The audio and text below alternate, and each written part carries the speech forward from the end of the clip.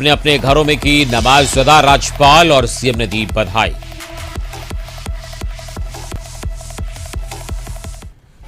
रांची में रसोईया संघ की राज्य स्तरीय बैठक मानदेय और कोरोना काल में हुई मौत पर रसोईया के परिजनों को मुआवजा देने की मांग।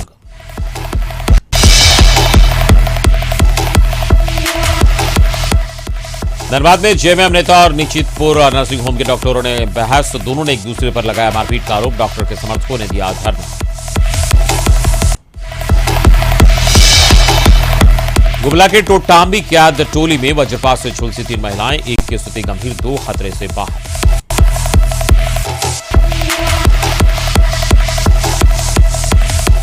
जमशेदपुर के सरायकेला में जंगली हाथियों ने बनाया उत्पात, स्कूल, फसल समेत कई चीजों को किया तबाह। सिमडेगा में भालू ने बुजुर्ग को किया घायल।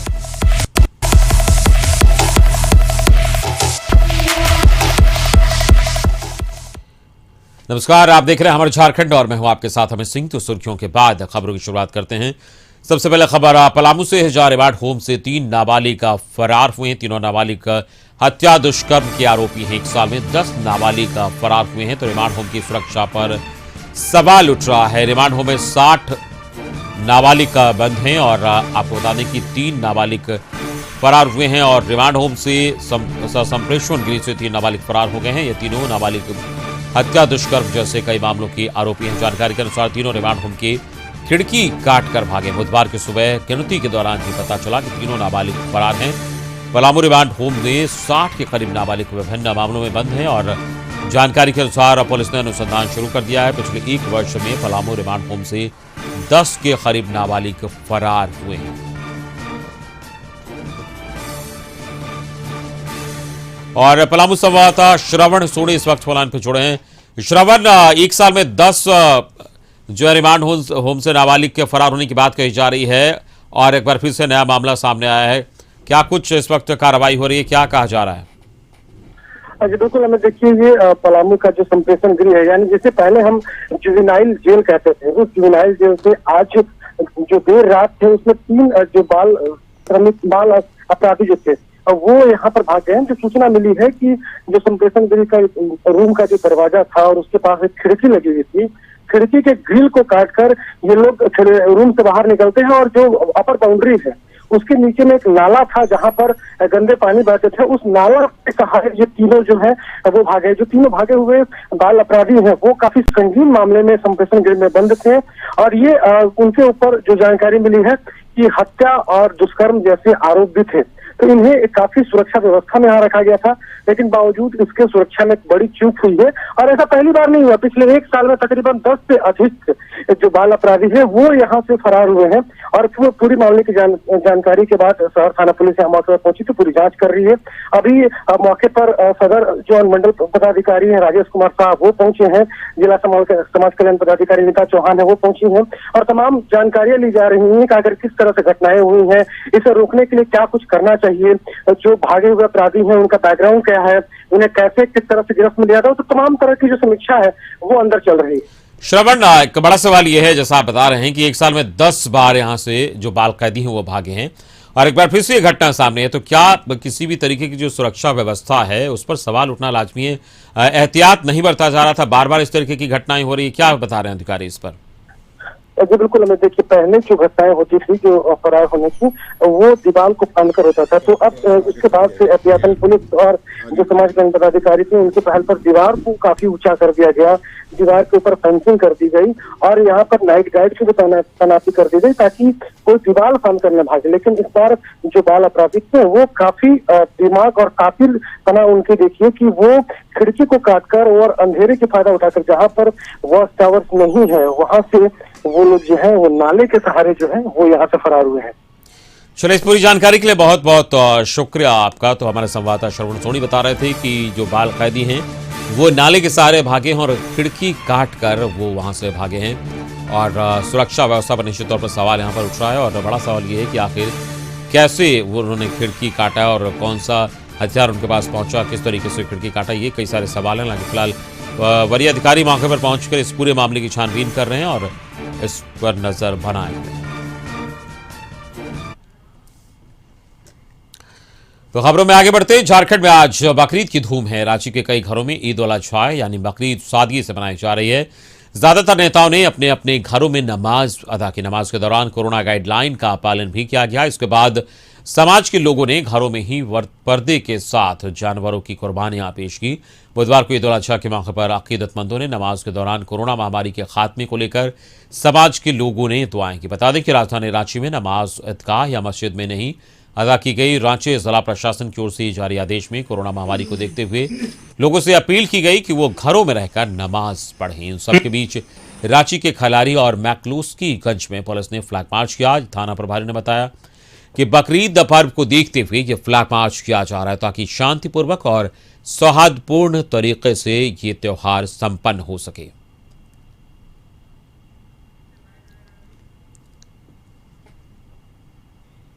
पिछले 2 साल से नमाज नहीं पढ़ पा रहे हैं, ईद का, ईद उल अजहा का।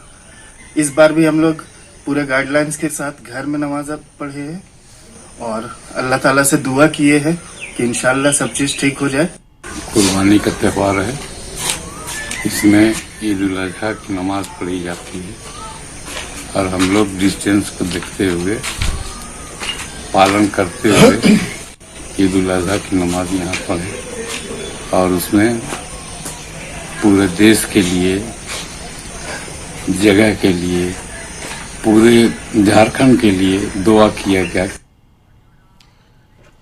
लोहरदगा के शहरी क्षेत्रों और प्रखंडों में ईद उल अजहा का त्योहार शांतिपूर्ण और सौहार्द के साथ मनाया जा रहा है। शहरी क्षेत्रों में मुस्लिम समुदाय के लोगों ने बड़े मस्जिद, बिलाल मस्जिद, ईदगाह मस्जिद में सुबह 8 बजे नमाज अदा कर एक दूसरे से गले मिलकर मुबारकबाद दी। कोरोना संक्रमण को लेकर मस्जिद में 5-5 की संख्या में ही नमाज अदा की गई। अधिकतर लोगों ने अपने घरों में ही नमाज अदा की।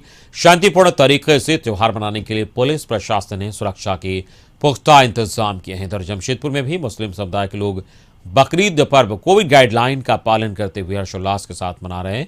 मस्जिदों में नमाज अदा की गई लेकिन लोगों की संख्या काफी कम रही। वहीं कुर्बानी को लेकर सुरक्षा के पुख्ता इंतजाम किए गए हैं। पूरे शहर में 1800 पुलिस फोर्स तैनात की गई है। सभी मस्जिद के पास विशेष पुलिस बल लगाए गए हैं ताकि किसी प्रकार का हो हल्ला न हो। नमाज अदा करने के बाद मुस्लिम समुदाय के लोगों ने एक दूसरे से गले मिलकर कुर्बानी की शुभकामना दी और इस दुनिया से कोरोना खत्म हो इसके लिए दुआएं मांगी।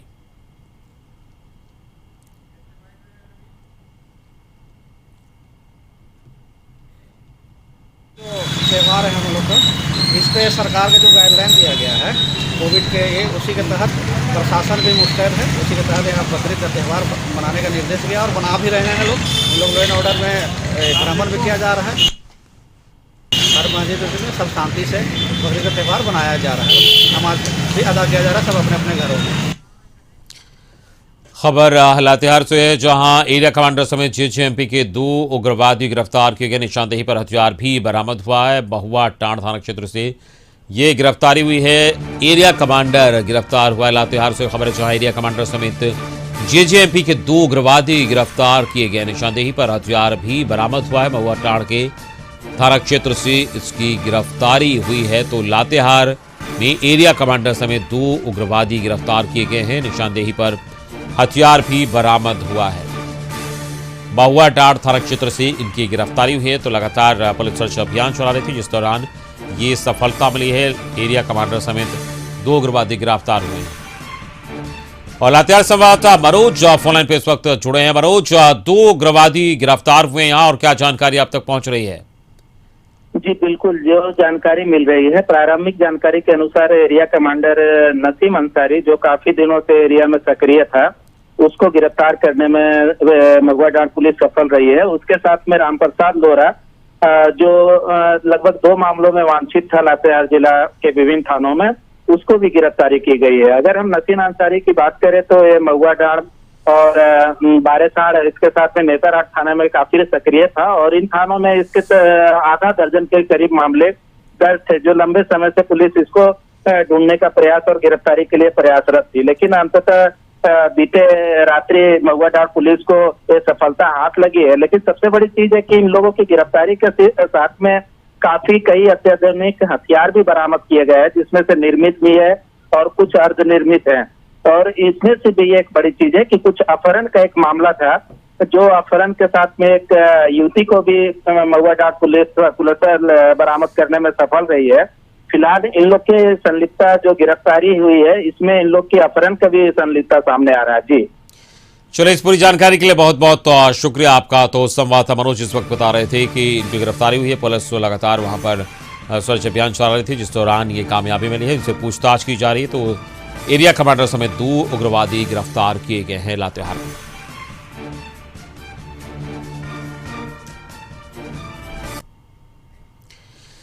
अगली खबर जमशेदपुर से है, जहां स्वास्थ्य मंत्री बन्ना गुप्ता का निजी चालक गिरफ्तार हुआ है। शादी का झांसा देकर यौन शोषण करने का आरोप है इस पर। कदमा थाना पुलिस ने इसे गिरफ्तार किया है। और जमशेदपुर से बड़ी खबर इस वक्त आपको बता दें कि स्वास्थ्य मंत्री बन्ना गुप्ता का ड्राइवर गिरफ्तार हुआ है। शादी का झांसा देकर यौन शोषण करने का आरोप इस पर लगा है। और अभी कुछ दिन पहले ही आरोप लगा था, जिसके बाद स्वास्थ्य मंत्री बन्ना गुप्ता ने इसे हटा दिया था।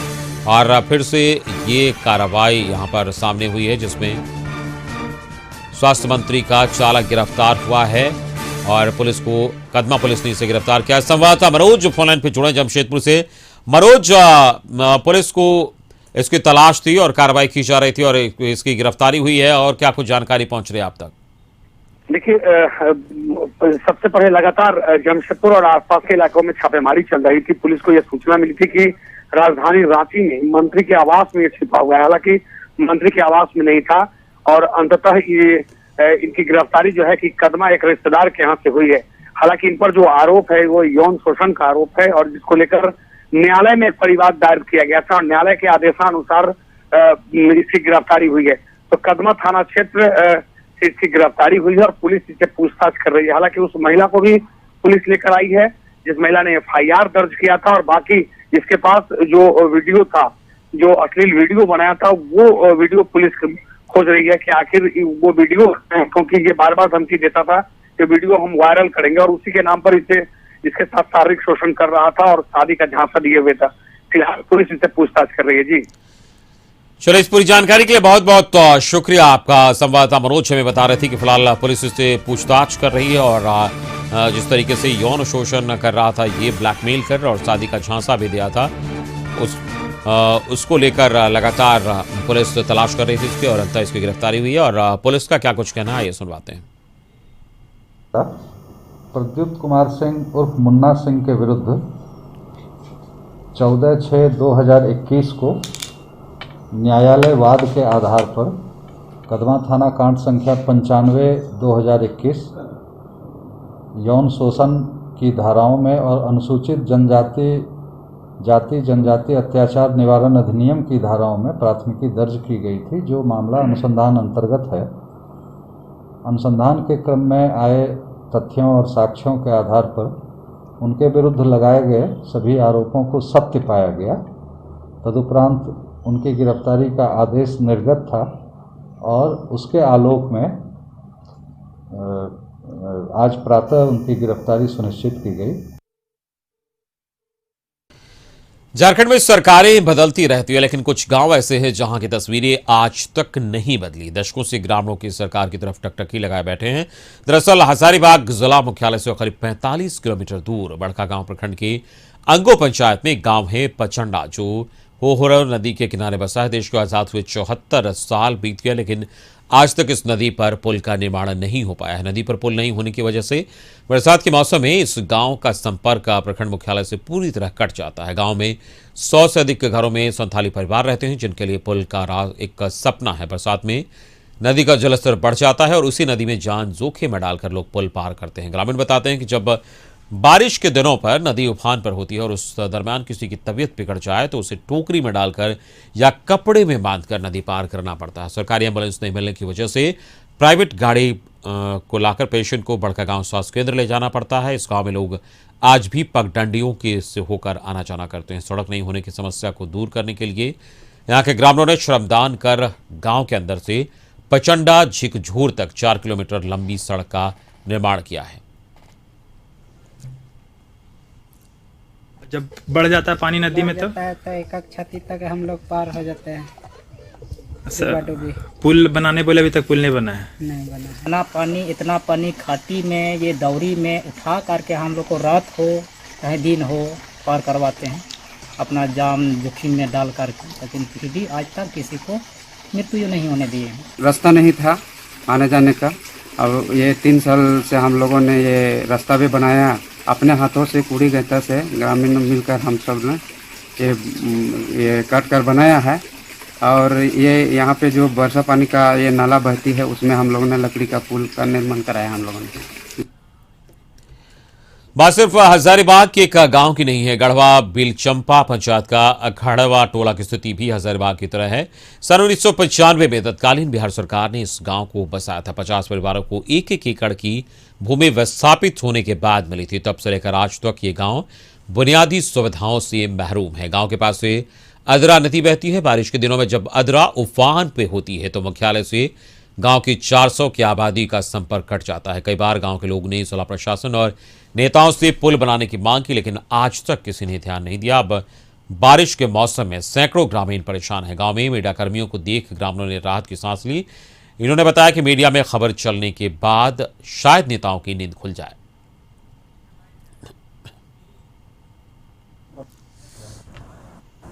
इसके संबंध में कार्यपालक अभियंता विशेष प्रमंडल को मैंने पत्र लिखा है। जानकारी हमको जैसे ही मिली तो मैंने उनको निर्देशित किया है कि जा कर के वो स्थल का जांच करें, ग्रामीणों से बात करें कि पथ निर्माण की दूरी क्या है, पुलिया कितना स्पैन का वहाँ बनेगा, और एक प्रतिवेदन समर्पित करें ताकि हम लोग उपायुक्त महोदय को अवगत करा करके वहाँ अग्रेतर कार्रवाई सुनिश्चित करें। और इसी के साथ यहाँ वक्त चला एक छोटे से ब्रेक का। खबरें और भी आप बने रहे हमारे साथ। के बाद खबरों पे आगे बढ़ते हैं। झारखंड में एक बार फिर मौसम का मिजाज बदल सकता है। मौसम विभाग के वैज्ञानिकों का कहना है कि बंगाल की खाड़ी में बने निम्न दबाव का क्षेत्र के कारण 21 और 22 जुलाई को राज्य के सभी जिलों में बारिश हो सकती है। रांची मौसम विज्ञान केंद्र के पूर्वानुमान के अनुसार 21 और 22 जुलाई के साथ साथ 23 और 24 जुलाई को भी झारखंड में कहीं कहीं हल्की से मध्यम बारिश होगी। रांची मौसम विज्ञान केंद्र ने चेतावनी जारी करते हुए बताया कि राज्य के उत्तर पूर्वी, मध्य और दक्षिण पूर्वी भागों में 21 जुलाई को भारी बारिश हो सकती है। साथ ही अगले 5 दिनों तक गर्जन के साथ वज्रपात की संभावना है। अगले कुछ दिनों तक मौसम इसी तरह रहने की संभावना जताई गई है। इस दौरान तापमान में कोई बदलाव नहीं होगा। रांची मौसम विज्ञान केंद्र के मौसम वैज्ञानिक अभिषेक आनंद ने बताया कि झारखंड में 1 जून से 20 जुलाई तक 395.4 मिलीलीटर मानसून की बारिश रिकॉर्ड की गई है, जबकि इस दौरान की सामान्य वर्षा 410.5 मिलीमीटर है।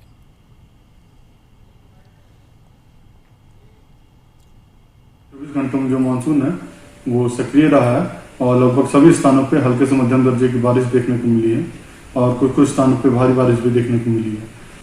अब बात करें कि अभी के जो सिनेप्टिक फीचर जो क्या है, तो जो मानसून ट्रफ है जो मीन सी लेवल से है वो अभी पास कर रहा है गंगानगर, दिल्ली, हरनोई, डाल्टनगंज, मेदिनीपुर, और ये साउथ ईस्टवर्ड इंक्लाइन करता हुआ बे ऑफ बंगाल से जुड़ा हुआ है और ये एक्सटेंड कर रहा है 0.9 किलोमीटर एवं मीन सी लेवल।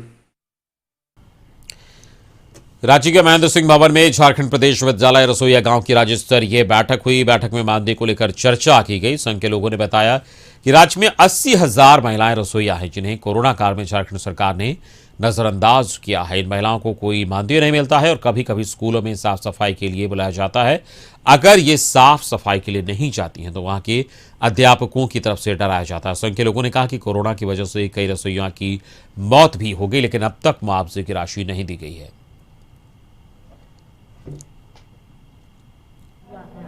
एकदम महिलाएं, इनको सरकार एकदम नज़रअंदाज करके रखी है। कोरोना महामारी के दौर में तमाम विद्यालय बंद हैं झारखंड सहित पूरे देश में। इसको लेके न इन लोगों को मानदेय मिल रहा है और बीच बीच में इन लोगों को स्कूल में बुलाया जाता है साफ सफाई के लिए, उसके लिए भी इन लोगों को कोई मेहनताना नहीं है, न सैनिटाइजर है, न मास्क है। मतलब कोरोना से बचने के लिए इनके लिए पास इनको कोई उपकरण नहीं दिया जाता है। उसके बावजूद भी ये लोग काम कर रही हैं और यदि काम नहीं करती हैं तो वहाँ के मास्टर के द्वारा इन लोगों को धमकी दिया जाता है कि काम आप नहीं कीजिएगा तो हम हटा देंगे। बागबारा में कतरास थाना के निचितपुर नर्सिंग होम के संचालक डॉक्टर उमाशंकर और जेएमएम नेता कारू यादव के बीच विवाद हो गया। देखते देखते विवाद इतना गहरा गया कि जेएमएम नेता कारू यादव और उनके समर्थक राहुल चौक को जाम कर धरने पर बैठ गए। दरअसल जेएमएम नेता कारू यादव किसी महिला मरीज के इलाज में लापरवाही का आरोप लगाते हुए डॉक्टर उमाशंकर से शिकायत करने अस्पताल पहुंचे थे। इस बीच बात बिगड़ गई और दोनों पक्षों में हाथापाई हो गई। एक तरफ तो उमाशंकर का आरोप है कि कारू यादव और उनके समर्थकों ने मेरे कर्मियों के साथ मारपीट की। वहीं कारू यादव का कहना है कि अस्पताल कर्मियों और डॉक्टर उमाशंकर ने बातचीत के दौरान मारपीट की।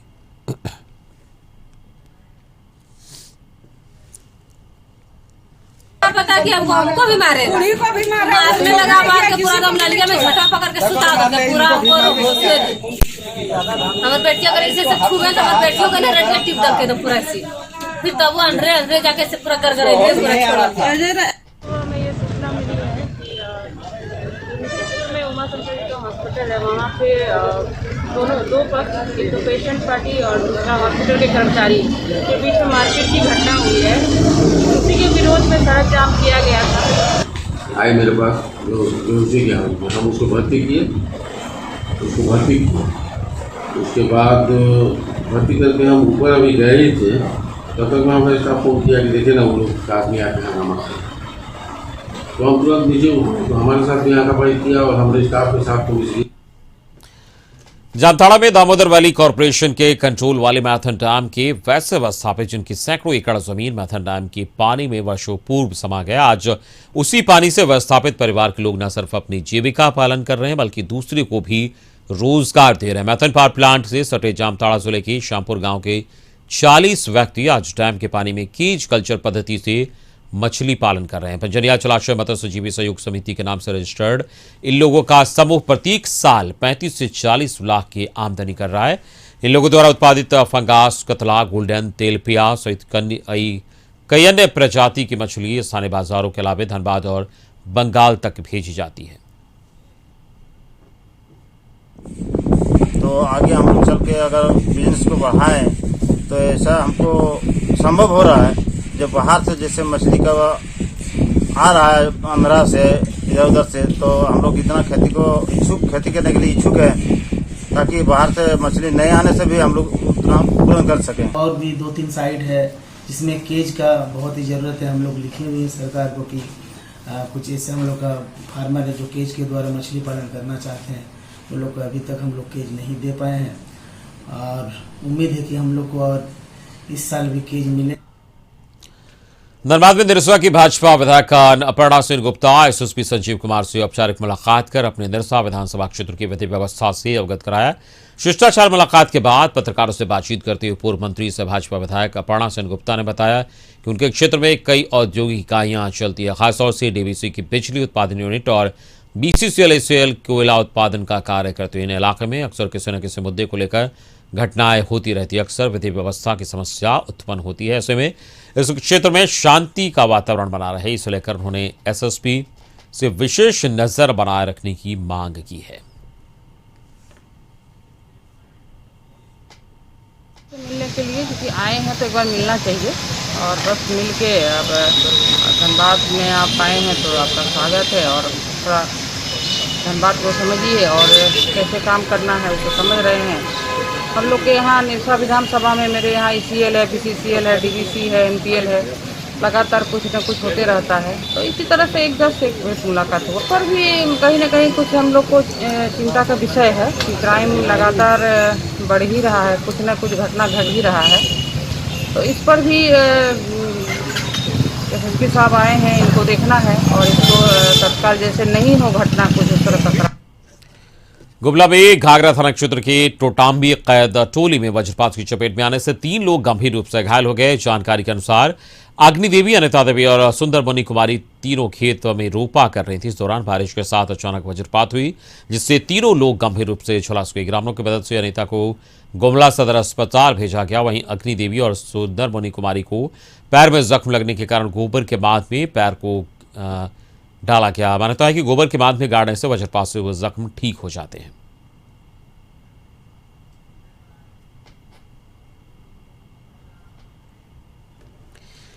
गुमला के बसिया नाला में गिरने से 20 वर्षीय का युवक की मौत हो गई। मृतक की पहचान सोलमगबेरा रक्सा कोना निवासी 20 वर्षीय युवा रोहित करकट्टा के रूप में हुई है। पुलिया के पास से शव की बोतल मिला है जिससे आशंका जताई जा रही है कि युवक पुलिया पर बैठकर शराब पी रहा होगा। इस दौरान वो नाले में गिर गया।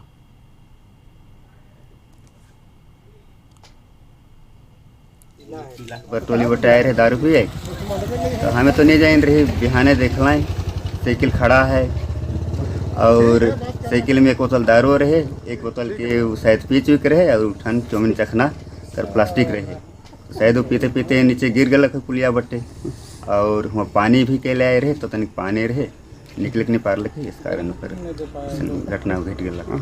का नाम है पता। कोरोना की दूसरी लहर खत्म हो गई और अब तीसरी लहर आने की आशंका जताई जा रही है। ऐसे में रांची जिला स्वास्थ्य विभाग पहले से ही सतर्क हो गया है ताकि लोगों को फिर से ऑक्सीजन की कमी न झेलनी पड़े। अलग अलग संस्थाओं की ओर से मिले ऑक्सीजन प्लांट से रांची के 6 अलग अलग स्थानों पर लगाया जा रहा है। साथ ही रांची सदर में भी पाइपलाइन से ऑक्सीजन की सप्लाई हो सके, इस पर भी काम चल रहा है।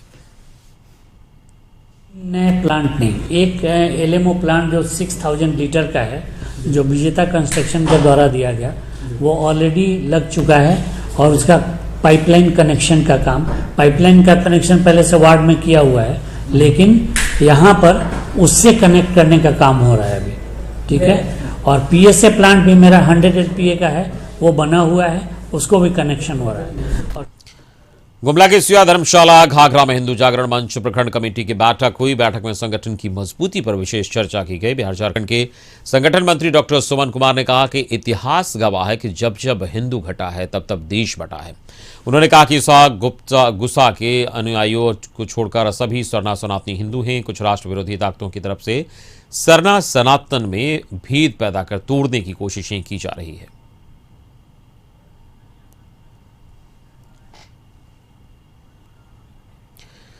कोरोना काल में रांची के चौक चौराहों की स्थिति दयनीय हो चुकी है। जिन चौक चौराहों को आकर्षक होना चाहिए था वो आज टूटे फूटे अवस्था में है। कहीं सीढ़ियां टूटी है तो कहीं टाइल्स उखड़े पड़े हैं। किसी चौक चौराहों पर लंबी लंबी घास और झाड़ियां उगाई है। शहर के वीआईपी मार्ग कहे जाने वाले हरमू रोड स्थित कार्तिक उरांव चौक की हालत एकदम दयनीय है। इस चौक पर कार्तिक उरांव की प्रतिमा स्थापित है। प्रतिमा के इर्द गिर्द जो सीढ़ियां और स्ट्रक्चर बने थे वो पूरी तरह से टूट गए हैं। स्थानीय लोगों का कहना है कि चौक चौराहों की देखभाल की जिम्मेदारी नगर निगम की है, लेकिन नगर निगम की तरफ से पिछले 1 से 1.5 साल से इस पर ध्यान नहीं दिया गया, जिस वजह से चौक चौराहों की ये स्थिति हुई है। वहीं मेयर आशा लकड़ा ने कहा है कि इसको जल्द दिखवाया जाएगा और इसकी स्थिति ठीक की जाएगी। उनका भी हम लोग ने प्लानिंग कर चुके हैं कि आगे आने वाले समय में पूरे चौक चौराहे को सौंदर्यीकरण करेंगे। ये करीबन 1.5 साल से है ये दुर्घटना। ये कार्तिक उरांव चौक है, यहाँ पे नगर निगम वाले आते जाते रहते हैं। लेकिन झारखंड में जंगली जानवरों का आतंक जारी है और ये कोई आज की बात नहीं है। आज दिन किसी न किसी जिले से कभी हाथी तो कभी भालू की हमले की खबर सामने आती है। ये दिनों 2 तस्वीर के जरिए आपको हम दिखाएंगे कि किस तरीके से जिलों में ग्रामीणों की स्थिति होती है जब जंगली जानवर गांव में आतंक का तांडव मचाते हैं। सरायकेला के चांडिल अनुमंडल क्षेत्र में जंगली हाथियों का तांडव रुकने का नाम नहीं ले रहा है। शाम ढलते ही दहशत के साए में ग्रामीण रात गुजारने को मजबूर हो जाते हैं। चांडिल प्रखंड के रुदिया चालक बेड़ा में बीती रात एक जंगली हाथी ने काफी उत्पात मचाया। सबसे पहले हाथी के प्राथमिक विद्यालय के दरवाजे को तोड़ दिया। उसके बाद विद्यालय के पास युधिष्ठिर सिंह मुंडा के जमीन पर भी फसल को नष्ट किया।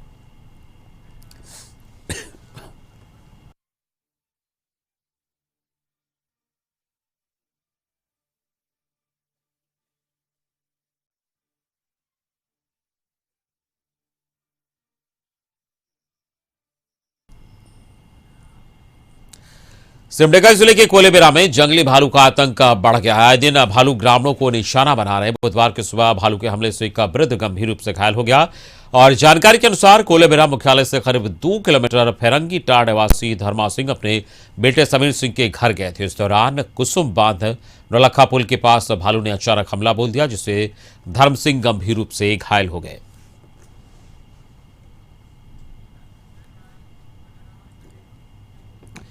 तो हमारे झारखंड के इस बुलेटिन में फिलहाल इतना ही। पूरी टीम के साथ मुझे दीजिए इजाजत। नमस्कार।